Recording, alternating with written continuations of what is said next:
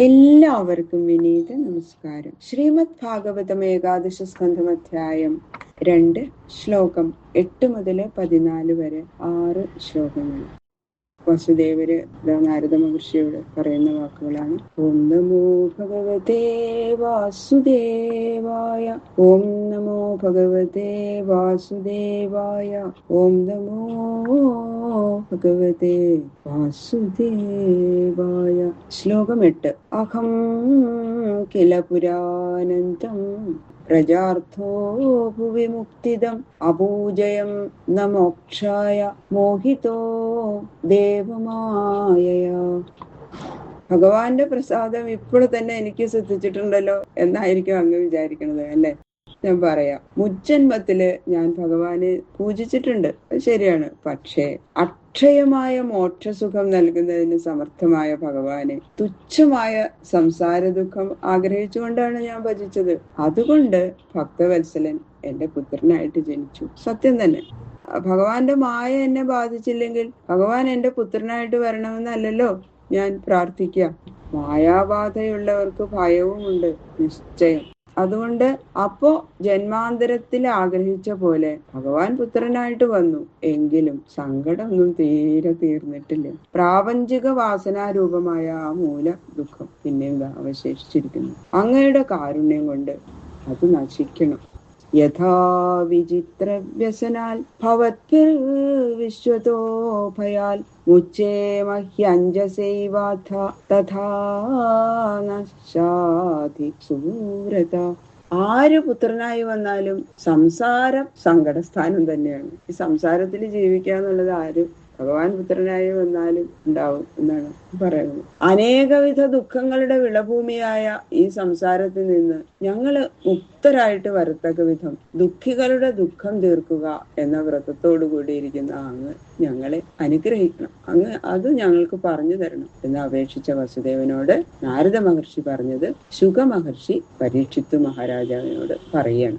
ശ്രീ ശുക ഉവാച.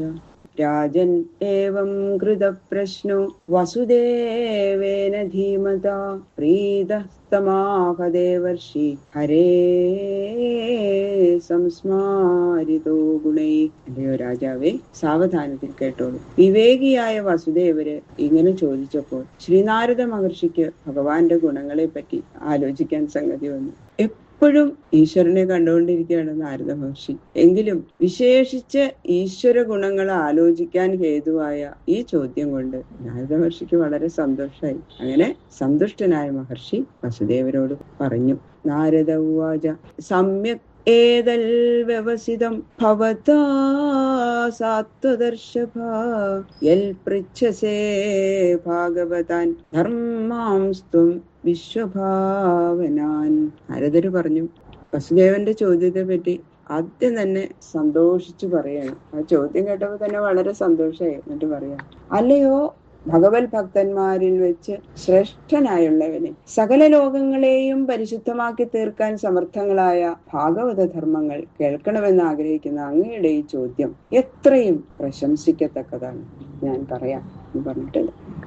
ശ്രുതോനുപഠിതോ ധ്യാത ആദൃതോ വാ അനുമോദിത സദ്യ പുനാദി സദ്ധർമ്മോ ദേവ വിശ്വദ്രുഹോപി.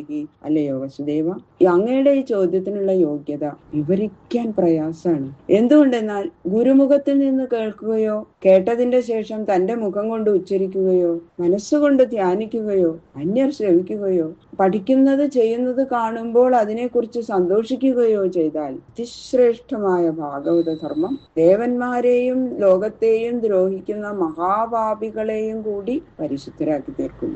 അങ്ങനെ ഇരിക്കെ അനുഷ്ഠിക്കുന്ന പുണ്യവാന്മാരുടെ അന്ധകരണത്തെ ശുദ്ധമാക്കി തീർക്കാൻ ഭഗവത് ധർമ്മങ്ങൾക്ക് ഏറ്റവും ശക്തിയുണ്ടെന്ന് പറയാതെ തന്നെ അങ്ങേക്ക് അറിയാമല്ലോ. ആന്തരമായ ദുഃഖത്തിന് കാരണം ജന്മാന്തരത്തിൽ ചെയ്ത പാപത്തിന്റെ ഫലമായ അറിവില്ലായ്മയാകുന്നു, അവിദ്യയാണ്. അന്ധകരണത്തിൽ ആത്മജ്ഞാനം സ്മരിക്കാൻ സമ്മതിക്കാതെ അതിനെ മലിനപ്പെടുത്തുന്ന ആ പാപങ്ങൾ തീർക്കാൻ ഭാഗവത ധർമ്മങ്ങൾക്ക് മാത്രമേ ശക്തിയുള്ളൂ. അതിനാൽ കേൾക്കുന്നവർക്കും പറയുന്നവർക്കും ഒരുപോലെ ആനന്ദഹേതുവായ അങ്ങയുടെ ചോദ്യം എന്നെ വളരെ സന്തോഷിപ്പിക്കുന്നു. ത്വയാ പരമകല്യാണ പുണ്യശ്രവണ കീർത്തന സ്മാരിതോ ഭഗവാനദ്യ ദേവോ നാരായണോ മമ എന്ന് തന്നെയല്ല, പരമാനന്ദ സ്വരൂപനും കീർത്തിക്കുകയോ കേൾക്കുകയോ ചെയ്താൽ പുണ്യമുണ്ടാക്കി തീർക്കുന്ന നാമങ്ങളോട് കൂടിയവനും നാനാവിധ ലീലകൾ ചെയ്യുന്നതിൽ താല്പര്യമുള്ളവനും സർവാന്തര്യാമിയുമായ ഭഗവാനെ അങ്ങയുടെ പ്രശ്ന നിമിത്തം സ്മരിക്കാനിടയായി എനിക്ക്. അനന്ത കല്യാണ ഗുണങ്ങളുടെ ഇരിപ്പിടമായ ഭഗവാന്റെ പ്രീതി സമ്പാദിക്കാൻ തക്ക ധർമ്മങ്ങൾ എന്താണെന്ന് അങ്ങ് ചോദിച്ചുല്ലോ. ഇപ്പോ ഭഗവാനെ പ്രത്യേകം സ്മരിക്കാനിടയായതുകൊണ്ട് അങ്ങയുടെ ചോദ്യം ആദ്യം എന്നെയാണ് അനുഗ്രഹിച്ചത് എന്ന് പറയുന്നു നാരദ മഹർഷി. അത്രാപി ഉദാഹരന്തീമം ഇതിഹാസം പുരാതനം ആർഷഭാണാം ച സംവാദം വിദേഹസ്യ മഹാത്മന.